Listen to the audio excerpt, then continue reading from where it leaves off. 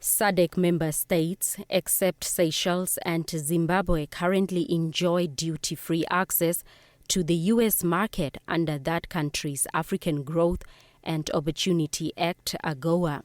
Tariff exemptions under the AGOA Pact, however, are due to expire at the end of September this year. SADC announced that it would carry out a detailed assessment of the impact of the U.S. measures on trade with the region. The assessment is expected to be reviewed by the relevant ministers during the upcoming meetings of the Committee of Ministers of Trade and the Ministerial Task Force on Regional Integration in June 2025. This will then recommend to the Council of Ministers meeting in August 2025 for decisions to be taken as a collective by the SADC member states.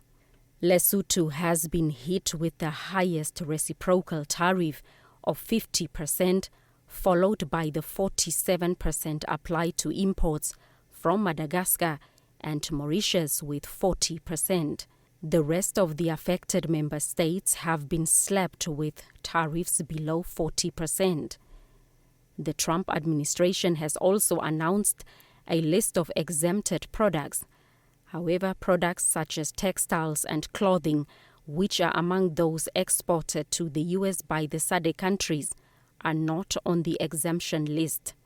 Individual countries in the region had called for a dialogue and other responses to the U.S. government, including Lesotho, which had sent a delegation to Washington for talks.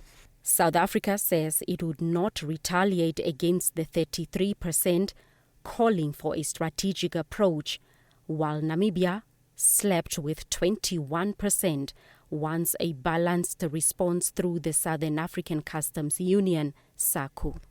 Namibia and its neighbor South Africa charge 42% and 60% tariffs respectively on imports from the USA.